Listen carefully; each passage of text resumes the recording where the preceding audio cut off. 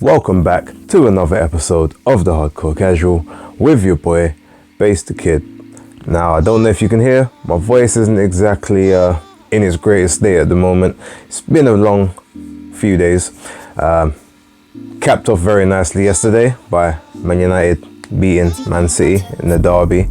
Supposed to be there, didn't get to go. Long story, won't get into it. Had a very long night, and unfortunately, through error, I forgot to set the recording for the Top Rank card on Sky Sports. So while I have seen the Guido Vianello and Johnny Rice fight, I haven't seen all of the Ajagba and Shaw fight. So yeah, I can't really comment too much on that, but just to sort of give a brief summary, from what I saw, it looked fairly competitive. Apparently it was real close. Cards was like 96, 94, so could have went either way. So I guess I'm 1-1 when it comes to the predictions from that video, although technically could say I'm 1-2 because I thought Kim Clavel would beat Jessica Neely Plata. Didn't happen. I haven't seen that fight yet, but apparently they're talking about it being an early fight of the year contender already. Now look, we're just in January, so I don't know yet, but I'm going to make a point to watch it. I just need to find another option than Fight TV, because yeah, they want to charge me £20 for the privilege. That was not happening, not right now anyway. Anyway, yeah, so look, that's the weekend kind of in a nutshell. I will go back and sort of review that in later times, but yeah, without further ado, there's a couple little other things that, you know, sort of been happening, so let's talk about that. So news that broke about a week ago, well, less than about 4 or 5 days ago now, was that DAZN acquired the rights to the Chris Eubank Jr. and Liam Smith fight in global territories. Now I think that was Germany, USA and Canada. I'm not sure if they put it into any other territories, but look, that's big in the sense that it's giving, you know, Sky and DAZN an option to be able to cross-pollinate, which therefore also means that if you segue from this, you can get potential matchups down the line. You know, we all know there's going to be the Matchroom and Boxer rivalry, but you know, I've never really known Eddie to be averse to, you know, doing trades and swaps as and when, and Ben Shalom seems very keen on the other way as well. It was always kind of a network thing. Now maybe this is just the start of, you know, that process of building those bridges, and, you know, sort of, I mean, look, they had the relationship prior to Eddie moving over there onto DAZN, so I can't see any reason why this isn't a good thing.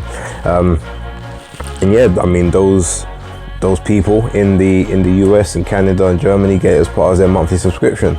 No pay-per-view for them, which is definitely a plus, and it's a bonus. I mean, Lord knows they pay enough when it comes to pay-per-views anyway, so yeah.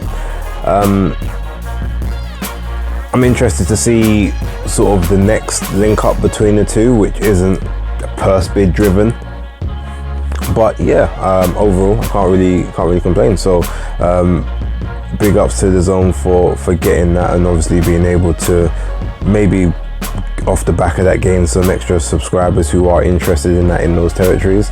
And big up to Sky for obviously being able to secure a separate bag just outside of the inevitable pay-per-views that they're gonna do on this fight. Not sure how great it will do particularly, but I mean, the card at least is shaping up quite nicely now, to be fair. It's there's a few good fights on there, so it should definitely be worth a watch. We'll watch this space. So it looks like Devin Haney versus Vasiliy Lomachenko is set for the 20th of May. Now, I know Devin wanted it before Ramadan, which starts on the 22nd of March. And I can only assume it must have been either a scheduling thing. Maybe there's like college basketball or college football in the US that ESPN and Top Rank didn't want to clash with, which would make total sense, quite frankly. But yeah, I know he wasn't particularly happy about that, although it looks like that show is now going to end up being pay-per-view. So what that would probably suggest to me is that Devin Haney said, there's no way I'm doing this unless you pay me X amount of money now. And so maybe they said, okay, well look, this is the guarantee we got for you, and this is, we can maybe stretch that a little bit, but we will give you percentage of a pay-per-view. We'll put it on pay-per-view now, we'll give you percentage, we'll put the marketing dollars behind it, build it up, and then, you know, you can take the extra off the top of that to, you know, satisfy the fact that it's now gonna have you at lightweight for another 2 months more than you want it to be. And we also don't know, I don't know necessarily if Devin is a full practicing Muslim like that. Obviously I know he does his prayers and stuff, but is he actually going to partake in Ramadan? I know that usually there is, you know, the law and stuff that, for instance, pregnant women don't partake in Ramadan, but also I think they have something whereby if you are a sporting athlete or you have, you know, you're part of a schedule, they don't expect you to practice also. So maybe he may have special dispensation to not have to go through Ramadan like that. However, I'm not sure, and either way it's not ideal, because you're either messing with your faith or you're messing with your health and your schedule in order to be, like, you know, top level in a fight that you're going to need to be top level in. Because even though, like, Devin is the much bigger guy than Vasiliy Lomachenko is very comfortable at the weight. He's actually fighting closer to his walk around weight than anything else. So the one thing you know he's always going to have is the energy and the gas tank. He's not going to get tired. Those reserves that Devin might have, they're going to deplete a lot quicker, especially if his body is depleted of, like, its natural nutrients and fats and, you know, and even muscle to a certain extent.